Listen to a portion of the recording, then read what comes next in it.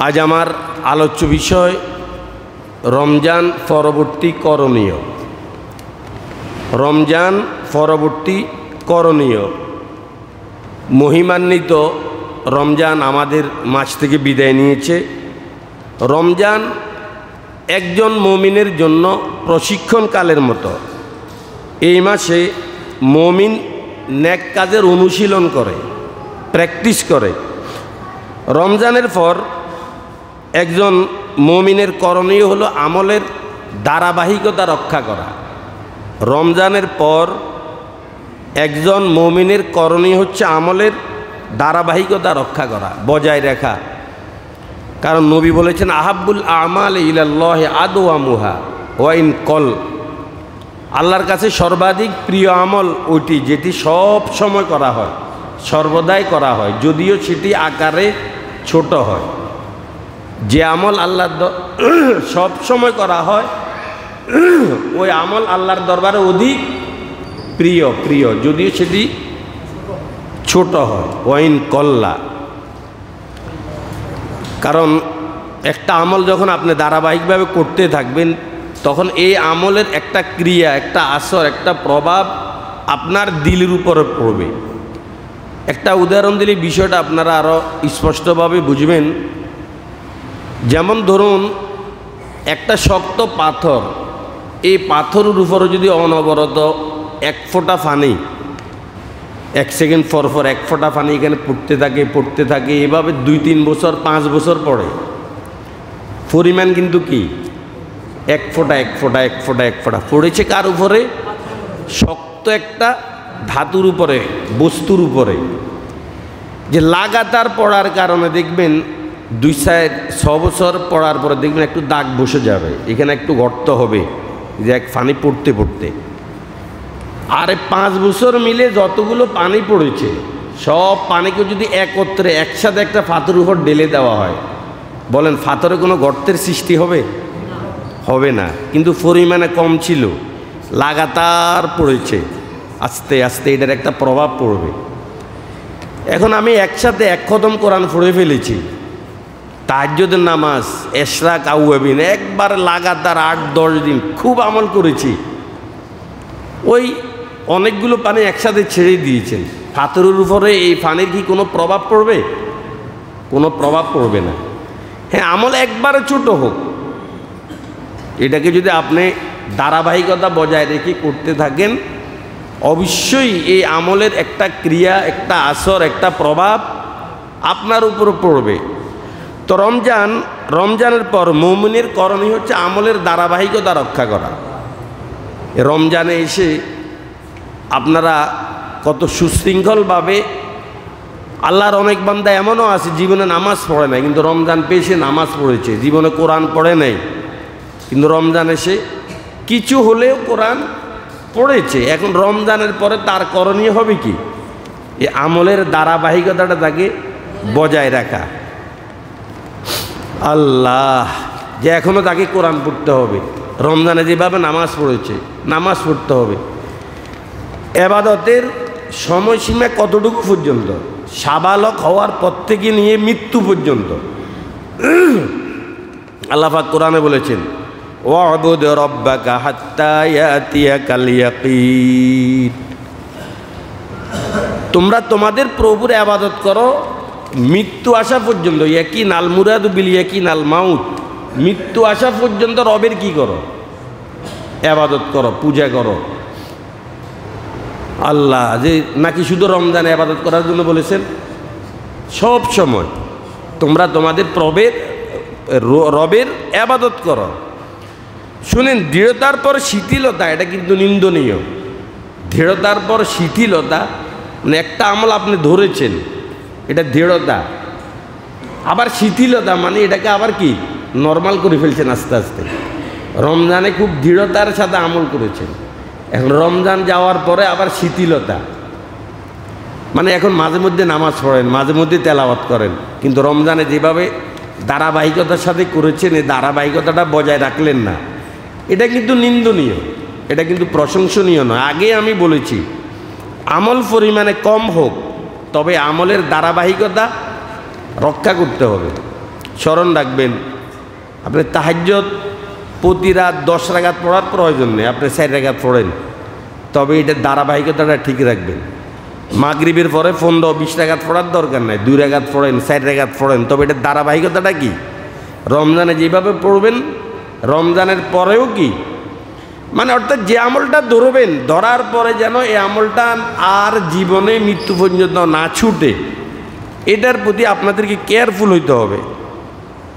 কোরআন আল্লাহ পাক বলেছেন, ওয়ালা তাকুনু কাল্লাতি নাকাজাত গজলাহা মিন বাদি কুওয়াতিন আনকাসা, তোমরা ওই মহিলার মতো হইও না যে পরিশ্রমের পর কাটা সুতা ছেড়ে দেয়। মক্কাতে একটা মস্তিষ্ক বিকৃত পাগলি একটা মহিলা ছিল, যে সুতা কাটতো, অনেক কষ্ট করে মানুষ সুতা কাটে।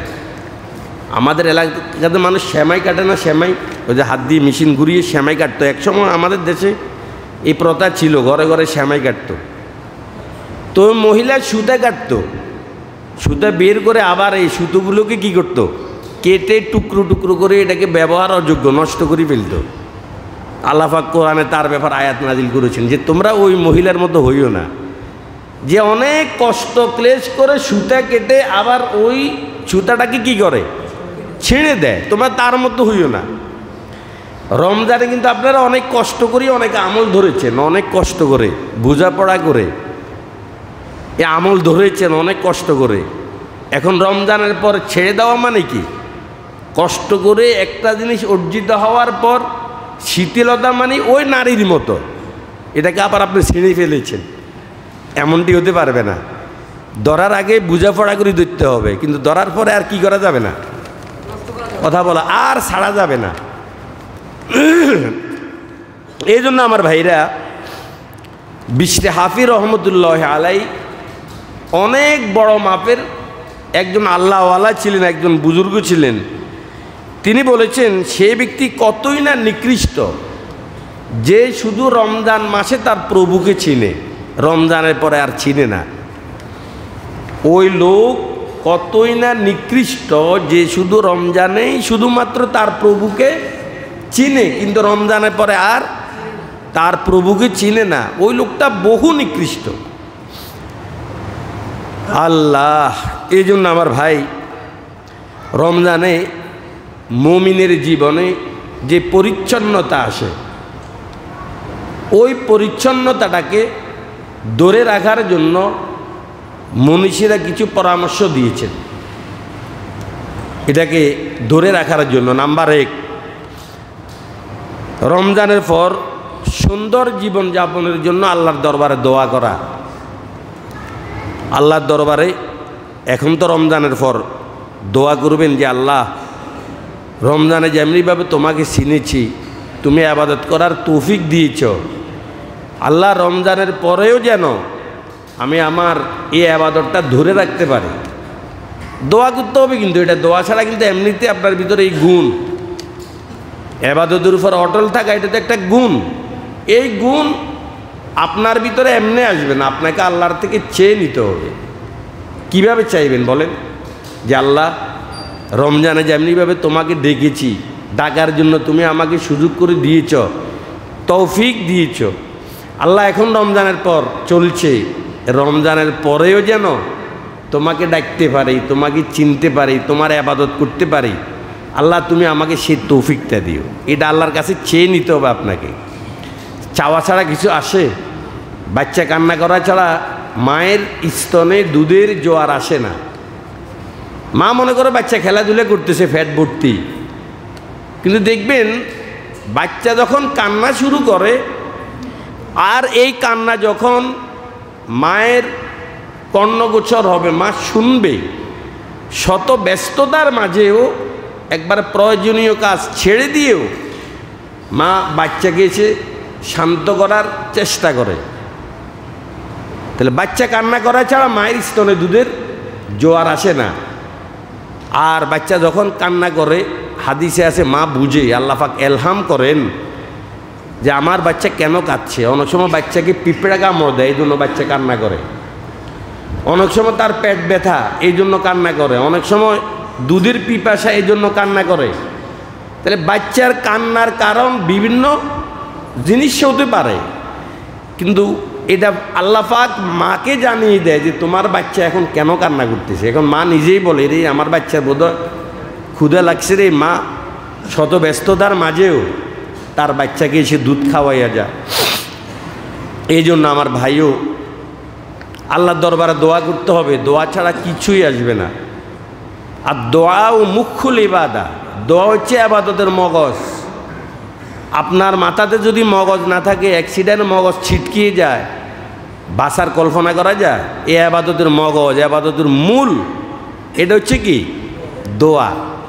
আর দোয়া হুয়াল ইবাদা, দোয়াই আবাদত। লাইসা শাইউন আকরাম আলাল্লাহি মিনাদ দোয়া। নবীজি বলেছেন আল্লাহর কাছে সবচেয়ে প্রিয় হচ্ছে বন্দার কি? দোয়া। এই জন্য রমজানের পর চলছে আমাদের 1 নাম্বার কাজ। 6 থেকে 7টা কাজ বলবো আমাদের রমজানের পরে। আমাদের কি কাজ? কি কোন ইমানদারের কোনো সময় কাজ ছাড়া খালি থাকতে পারে? খালি থাকতে পারে না। তাহলে রমজানের পর আমার আর আপনার 1 নাম্বার কাজ হবে, রমজানে যেভাবে সততার সাথে চলেছেন, যে আল্লাহ তুমি রমজানের পরেও আমাকে এভাবে সততার সাথে রাখবে। রমজানে যেমনিভাবে তুমি আমাকে ইবাদত করার তৌফিক দিয়েছ, বিভিন্ন দান সদকা যত কিছু করেছেন, যেন রমজানের পরেও এগুলো অব্যাহত থাকে। এই জন্য আল্লাহর কাছে 1 নাম্বার কাজ হবে আমাকে দোয়া করতে হবে। 1 নাম্বার কাজ দোয়া করা। 2 নম্বর কাজ তাকওয়ার জীবন অবলম্বন করা। রমজানে আপনি ভালোভাবে তাকওয়ার জীবন অবলম্বন করেছেন, কিন্তু রমজানের পরে আবার 2 নম্বরে আপনি শুরু করেছেন। তাহলে এই যে রমজান 1 মাস কত কষ্ট করে সিয়াম সাধনা করেছেন, যে ফলাফল আপনার কাছে এসে সব বৃথা। যদি রমজানের পর আপনি আবার উল্টো পথে চলেন, তাহলে রমজানে যা কামাই করেছেন সব কি যাবে? সব বৃথা যাবে। এই জন্য রমজানের পরেও আমি তাকওয়ার জীবন অবলম্বন করতে হবে। তাকওয়া কাকে বলে? হুয়াল খৌফু মিনাল জালিল, আল্লাহকে ভয় করা। তারপরে ওয়াল আমলু বিত্তানজিল, কোরআন অনুযায়ী আমল করা। ওয়াল ইস্তিদাদুল ইয়াউমির রহিল, মৃত্যু পরবর্তী জীবনের জন্য প্রস্তুতি গ্রহণ করা। ওয়াল কানাআতু বিল কলিল, অল্পে তুষ্ট হওয়া, এটাকে তাকওয়া বলে। তাকওয়ার জীবন আমরা অবলম্বন করব। ব্যবসায়ী ভাইদের দৃষ্টি আকর্ষণ করে বলছি, খবরদার বাচ্চা কাচ্চাদের চেহারায় হাসি ফুটানোর জন্য অফরের সাথে কোনোদিন ধোকামি করবেন না। আবার বলছি, আপনার স্ত্রীকে ভালো মানের কাপড় দেওয়ার জন্য ভালো একটি ঘর করবেন আপনি, এই জন্য আপনার টাকা লাগবে।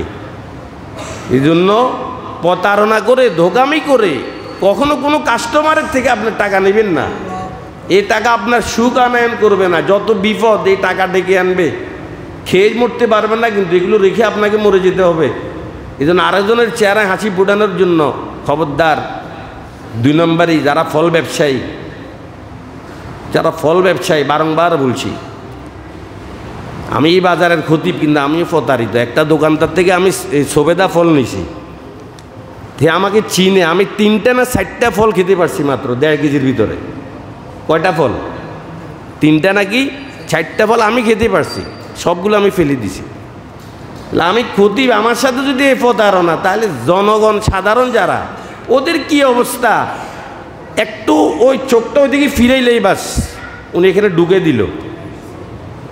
মাল লাগবে 1 কেজি, উনি উঠাইলো 1.5 কেজি। উনি জানে ও যেগুলো চেয়ে দিছে ওগুলো আমি সরাই ফেলবো আবার ব্যাগের থেকে, যে হুজুর এত মাল কেন উঠেছেন, ভালোভাবে জানে। খবরদার, আরেকজনের চেহারা হাসি ফুটানোর জন্য এই প্রতারণার আশ্রয় কখনো দিবেন না। কোনো লাভ হবে না বিন্দু মাত্র। লবণ দিয়ে ভাত খান আপনি, অসুবিধা নেই। তাকওয়ার জীবন যারা, বিশেষ করে ব্যবসায়ী যারা ইটের ব্যবসা করেন, আল্লাহর ওয়াস্তে, যে সাতার ভাইয়া যেহেতু ব্রিক ফিল্ড বেশি, এই জন্য কথাটা বলছি, কেউ মাইন্ড করবেন না। 1 নাম্বার ইটের কথা হয়েছে 1 নাম্বার, 2 নাম্বার খবরদার এখানে কোনো ধরনের, আর না হয় যারা লেবার ওদেরকে বলে দিবেন যে তোরা আল্লাহর দরবারে দায় থাকবি। যদি কোনো মানুষের সাথে বিধর্মী করস, তোরা আল্লাহর দরবারে দায় থাকবি। আমার পক্ষ থেকে এটার কোনো অর্ডার আমি তোদেরকে দিই নাই। সব ব্যবসায়ী এভাবে। খবরদার, তাকওয়ার জীবন রমজানের পর অবলম্বন করবেন, ভালো গুণগুলো ধরে রাখবেন। রমজান একজন মুমিনকে ধৈর্য, সহনশীলতা, দান, ক্ষমা শিক্ষা দিয়েছে রমজান, আর মিথ্যা এবং পাপাচার পরিহার করা শিক্ষা দিয়েছে রমজান। আমরা এই রমজানের শিক্ষাটাকে আমরা ধরে রাখার চেষ্টা করব। বালগুন রমজানে যেমনিভাবে ধৈর্য ধরেছেন, কি বলেন, রমজানে অনেকবার ধৈর্য ধরেছেন না? কত কষ্ট, কলিজে যেন ফেটে যাবে, সামনে পানি, ফ্রিজ খুললেই ঠান্ডা পানি, নতুন বিবাহ করেছেন বা আপনার কত সুন্দর দোকান, ইচ্ছা করলে জাপ বন্ধ করে খেতে পারেন। ধৈর্য, রমজান আমাকে ধৈর্য শিক্ষা দিয়ে, সহনশীলতা দান শিক্ষা দিয়েছে, আমাকে ক্ষমা শিক্ষা দিয়েছে, আর মিথ্যা এবং পাপাচার পরিহার শিক্ষা দিয়েছে। বাস, রমজানের পর আমি মিথ্যা বলবো না। অনেকেই অন্যকে হাসানোর জন্য মিথ্যা কথা বলে, কি বলেন, এই ধরনের স্বভাব আমার আর আপনার ভিতরে আছে? কি করার জন্য? অন্যকে হাসানোর জন্য, জাস্ট, আর কিছুই না। উনি একটু মজাক করে, আর মজাক প্রেমিক, ইয়ের কি যেটাকে বলা হয়, হাসানোর জন্য, বাস্তবতার সাথে কোনো মিল নেই। নিজকে বুদ্ধিমান মানে মনে করে এটা বললে এখন 8-10 জন আসে তো এরা হেসে দিবে, ওনার কাছে এটা একটু ভালো লাগে। আর খবরদার, মিথ্যা মিথ্যা যেভাবে বলবেন এটা মিথ্যা। বাচ্চার সাথেও মিথ্যা, তোমাকে আব্বু এটা কিনে দিব, এই আসো চলো তোমাকে চকলেট কিনে দিব, আসছে, আরে এখন টাকা না, যা। আল্লাহ নবীর দরবারে একজন মহিলা বসা ছিল, ওই মহিলা তার বাচ্চাকে দূর থেকে ডেকেছে, আসো, এভাবে মুষ্টিবদ্ধ করে, এই এভাবে আসো। এখন বাচ্চা ভেবেছি কি হাতের ভিতরে বোধহয় কিছু আছে, তো নবীজি নারীকে জিজ্ঞেস করলো, আচ্ছা তুমি যে মুষ্টিবদ্ধ করে তোমার এই ছোট বাচ্চাকে ডেকেছো, আচ্ছা বলো আসলে কি তোমার হাতে কিছু আছে? হুজুর খেজুর আছে। কি আছে?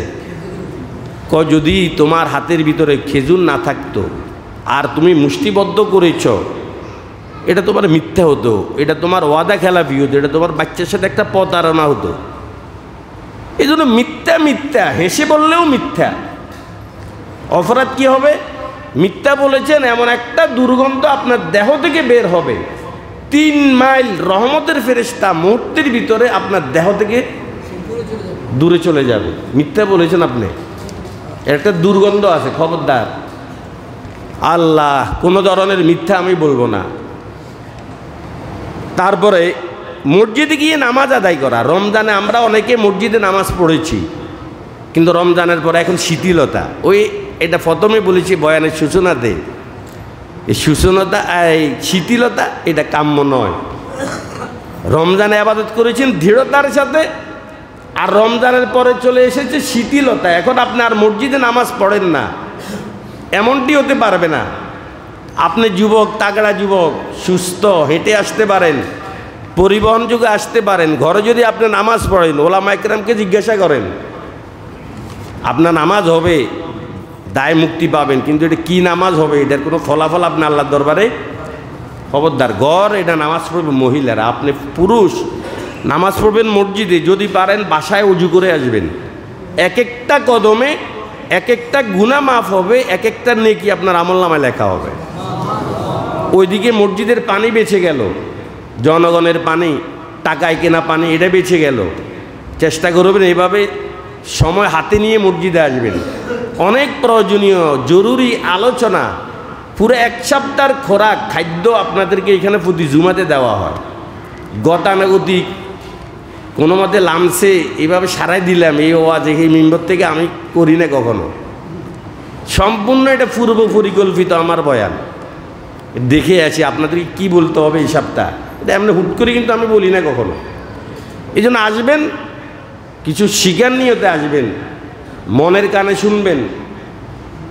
আল্লাহ না করুন আপনি এখানে বসে ঘুমাইলেন, ঘুমটা এসে গেল যে আপনি এখন মসজিদে আছেন না বাহিরে, এই জিনিসটা আপনার এখন আর জানা নেই। যদি এটা একটুর জন্য হয়, আপনার উজু ভেঙে গেছে, কথা বুঝেননি না কি?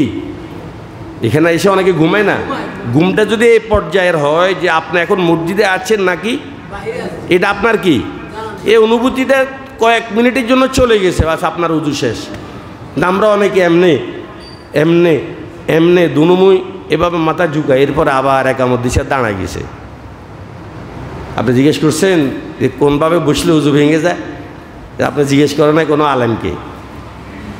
বাকি ঘুম আসে কেন? এটা আল্লাহর রহমত, এটা কারণ আপনারা দোষী না, কিন্তু মসজিদে ঘুম আসা এটা আল্লাহর কি? আসছেন তো রহমতের জায়গাতে, ঘুম তো আসবেই। এটা কিন্তু নিন্দনীয় নয়, মানে এটা আপনার আমি দোষারোপ করতেছি না, তবে অ্যালার্ট থাকতে হবে।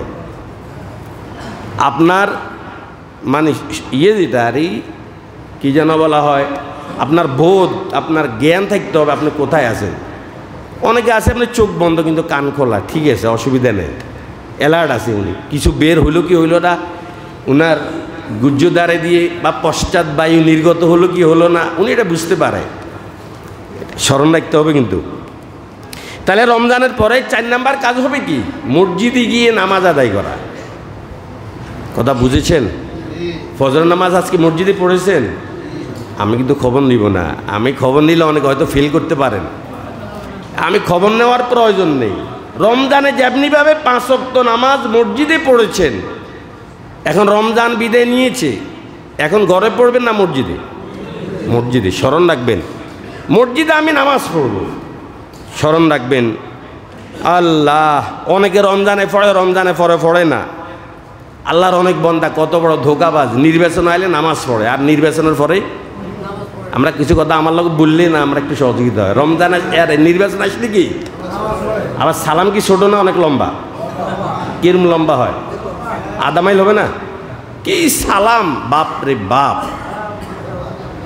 পাঞ্জাবি, তখন পাঞ্জাবি জীবনে গায়ে দেয় না, তখন পাঞ্জাবি আসে, তুসবিও আসে বিভিন্ন সময়। এটা একটা প্রতারণা জাস্ট। পরীক্ষা আসলে আমার অনেক স্টুডেন্ট ভাইকে দেখা যায় নামাজ পড়ে, কথা কয় না। পরীক্ষা আসলে কি পড়ে, কিন্তু পরীক্ষা গেছে আর আবার যদি ফেল করে তো মসজিদে আর আসে না। ভাই আপনার পরীক্ষা কি শুরু না শেষ? পরীক্ষার সামনে আছে নাকি? এই পরীক্ষা বড় পরীক্ষা না, আসল পরীক্ষা রয়ে গেছে এখন। কোথায় এটা কোন? আরে ব্যাক কবরে। আরে মৃত্যুর সময় তো আপনার বড় পরীক্ষা শুরু। আপনি কি ইমানদার না বেঈমান, সারা বছর কি করছেন, চূড়ান্ত ফলাফল প্রকাশ হবে মৃত্যুর সময়। সারা জীবন করছেন বাটপারি, আর শুক্রবারে মরার আশা করেন, রমজানে মরার আশা করেন। এটা বলছি না, এটা আস্থা দোকামি,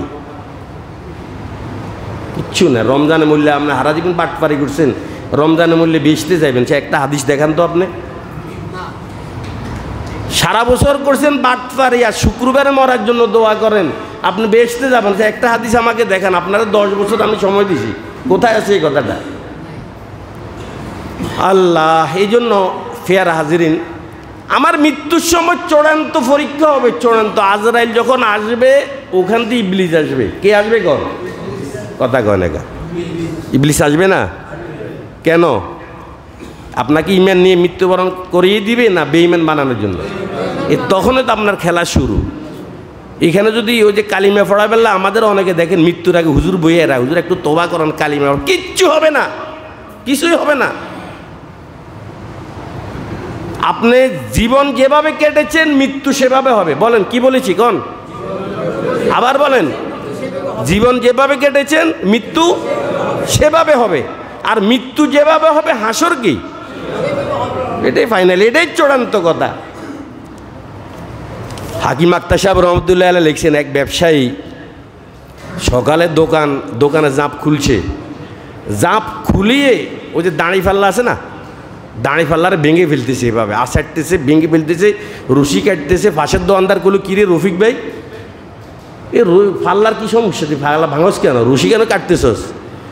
বাইরে আমার পাশের বাড়ির এক লোকের মৃত্যুর সময়, অন্তিম সময় আমি তার পাশে বসা ছিলাম।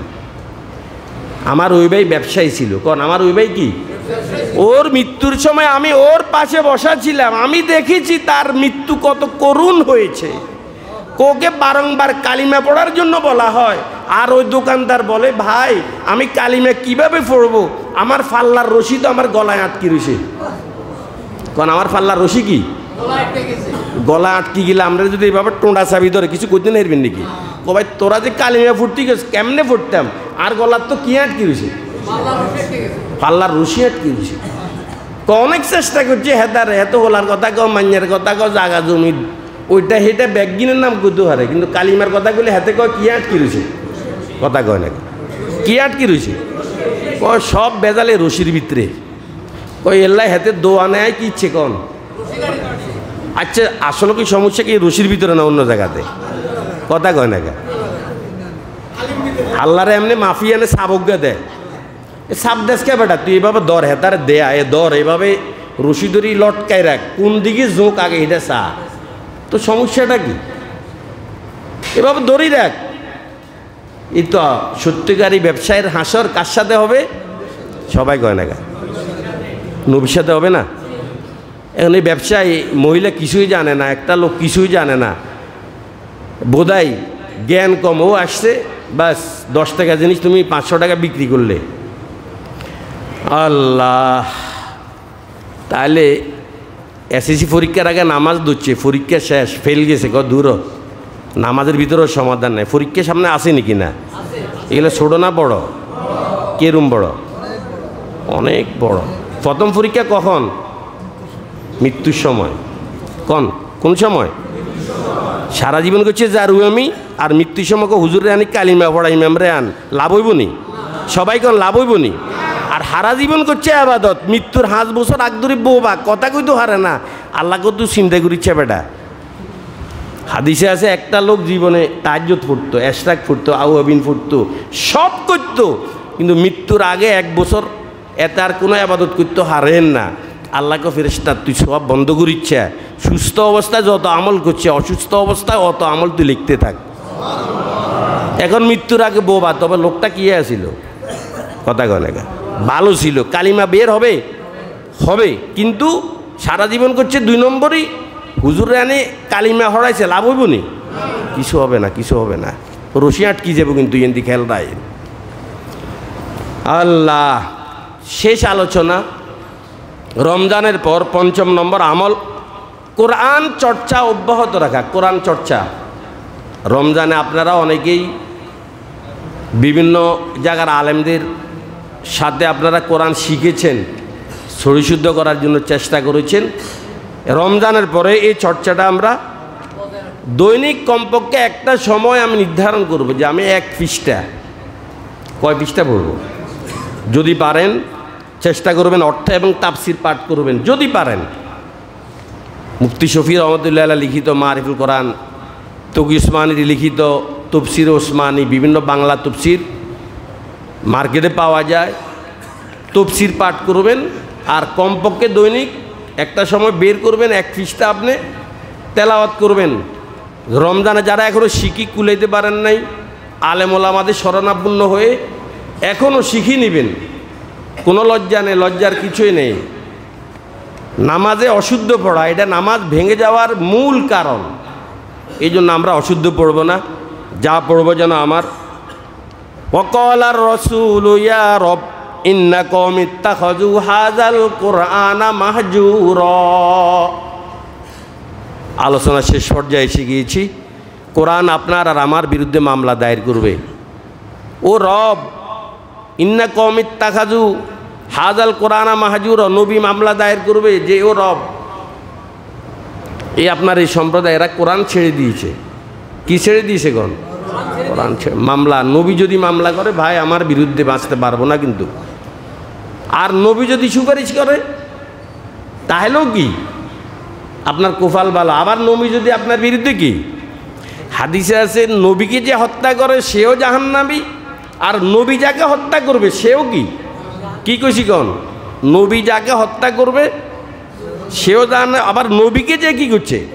এখন নবী যদি আমার আর আপনার বিরুদ্ধে মামলা করে যে আমার এই কওম এরা কোরআন ছেড়ে দিয়েছে, কোরআনের চর্চা, কোরআন ছেড়ে দিয়েছে মানে কোরআনের তাফসির পড়ে নাই, কোরআন অর্থ শিখে নাই, তেলাওয়াত করে নাই, কোরআন অনুযায়ী ওরা তার কোরআনের আইন ওরা বাস্তবায়ন করে নাই, এভাবে কোরআন ছেড়ে দেওয়ার এই কথাটা কিন্তু অনেক ব্যাপক। কোরআন ছেড়ে দিয়েছে মানে অনেক কিছু এর ভিতরে আছে। এই জন্য আমরা যেন এই মামলার ভিতরে না পড়ি। আর কোরআনের সাথে যদি আপনার জীবন লাগিয়ে রাখতে পারেন, হাদিসে আছে কোরআন এবং রোজা আল্লাহর দরবারে আপনার জন্য সুপারিশ করবে। কোরআন যদি আমার আর আপনার জন্য সুপারিশ করে, কোরআন আল্লাহ তাআলার কালাম, শ্রেষ্ঠ কালাম কোরআন আল্লাহ তাআলার কালাম, এই কালাম যদি আমার আর আপনার জন্য সুপারিশ করে, ও আল্লাহ তোমার এই বান্দা কোরআন পড়েছে, কোরআন অনুযায়ী আমল করেছে, তেলাওয়াত করেছে, মর্ম বোঝার চেষ্টা করেছে, তার আইন বাস্তবায়ন করার চেষ্টা করেছে, সুপারিশ করবে আপনার জন্য। তাহলে আপনার জন্য একবার সহজ বিষয়টা, পক্ষান্তরে যদি কোরআন আবার বর্জন করেন আপনার নামে হবে কি? মামলা হবে। দোনোটায় মামলা করলে ধরা খাবেন, আর কোরআন সুপারিশ করলে আপনি মুক্তি পেয়ে যাবেন। এই জন্য আমার ভাইও এক একজনের সাথে এক এক আলেমের সম্পর্ক আমরা অবহেলা না করে ইনশাল্লাহ আমরা কোরআন চর্চা আমরা অব্যাহত রাখব। আর কবরে যখন আপনাকে রাখা হবে আপনার মাথার পাশে এসে যাবে কোরআন, ডাইন পাশে এসে যাবে নামাজ, বাম পাশে এসে যাবে রোজা, ফায়ের দিকে চলে যাবে যাবতীয় সদাগাত নফলিয়াত, এগুলো আপনাকে ওরা বাঁচানোর চেষ্টা করবে। এই কবরে আপনার কোরআন যাবে, আপনার ছেলে যাবে না, আপনার মেয়ে যাবে না। তো যে কোরআন কবরে আমার মাথার পাশে এসে আমাকে মহা সংকট থেকে উত্তরণের পথ বের করে দিবে, ওই কোরআনকে আমরা অবশ্যই ধরবো, কোনো সমস্যা নেই আমাদের। শেষ কথা, রমজান পরবর্তী করণীয় নফল রোজা ইনশাল্লাহ আমরা রোজা রাখবো। মাজাহেরে হক মেশকাত শরীফের একটা ব্যাখ্যা গ্রন্থ, ওখানে আল্লামা কুতুবউদ্দিন রহমতুল্লাহ আলাইহি লিখেছেন রমজানের রোজা ছাড়াও পুরো বছরে 51টি রোজা রাখা সুন্নত। কয়টা রোজা? 51টি রোজা। রমজানের পরে শাওয়াল মাস গুনিয়েন আপনারা, প্রতি চান্দ্র মাসে 3টা, প্রতি চান্দ্র মাসে রমজান ছাড়া আর 11 মাস 3টা চান্দ্র মাসের 13, 14, 15, তাহলে 3, 11, 33। রমজানের পরে শাওয়াল মাস, শাওয়াল মাসের 6টি, 33 আর 39। তারপরে জিলহজ মাসে 9টি, 39 আর 9 48 না? আপনাকে অঙ্ক পারেন না? কত? 39 আর 9 কত? 48। মহরমের 2টা 50, আর হলো 15ই শাবান মানে শবে বরাতের পরের দিন একটা। এই তো 51টি রোজা মুস্তাহাব সুন্নত। তো এখন শাওয়াল মাস যেহেতু চলছে আমরা অবশ্যই সকলেই আমরা এই নফল রোজা রাখবো। রোজা যত বেশি রাখবেন আপনি তত সুস্থ থাকবেন। বুখারীর হাদিস, সুমু তাসিহু, তোমরা রোজা রাখো সুস্থ থাকবে। ডাক্তাররা এখন বলেন রোজা রাখেন, রোজা রাখেন, এটা কিন্তু নবী অনেক আগে বলে গিয়েছেন। এই জন্য আমরা নিজেরাও রাখবো, বাড়িতে মা বোনকে বলবো। ওরা যে রোজা ভেঙে ফেলেছে, ঠিক আছে, এগুলোর দ্বারা এই 6 রোজার দ্বারা কিন্তু ওগুলো যথেষ্ট হবে না, ওটাকে ভিন্নভাবে রাখতে হবে। বলেন ওটা কি ভিন্নভাবে রাখতে হবে। আর বাকি 6 রোজা ইনশাল্লাহ আমরাও রাখবো, ওদেরকেও বলবো। রমজান পরবর্তী করণীয় তাহাজ্জুদ। আমি আমার সীমিত সময় আজকে যে বিষয় নিয়ে আপনাদের সম্মুখে আলোকপাত করার চেষ্টা করেছি সেটা হলো একজন ইমানদারের জন্য রমজান পরবর্তী করণীয়। রমজান পরবর্তী কি কাজ আমাকে করতে হবে। 1 নম্বরে বলেছি রমজানের পরে আপনার জীবনটা যাতে করে সুন্দরভাবে কাটায়, ইবাদতে কাটায়, এই জন্য আল্লাহর কাছে 1 নম্বর আমল দোয়া। 2 নম্বর আমল রমজান পরবর্তী তাকওয়ার জীবন অবলম্বন করা। 3 নম্বর আমল রমজানে যে ভালো গুণগুলো আপনি অর্জন করেছেন রমজানের পরে এই ভালো গুণগুলো ধরে রাখা। 4 নম্বর রমজানের পরে মসজিদে গিয়ে নামাজ পড়া। 5 নম্বর রমজানের পরেও কোরআন চর্চা অব্যাহত রাখা। 6 নম্বর রমজানের পরেও বিশেষ করে শাওয়াল মাসের এই 6টা রোজা রাখবেন। 7 নম্বর রমজানের পরেও রমজানে যেমনিভাবে তাহাজ্জুদ নামাজ পড়েছেন রমজানের পরেও তাহাজ্জুদ নামাজ পড়বেন। আল্লাহ রব্বুল আলামিন আমাদের সকলকে এই 7টি বিষয় উপরে আমল করে উভয় জাহানে ধন্য হওয়ার তৌফিক দান করুন। ওমা আলাইনা ইল্লাল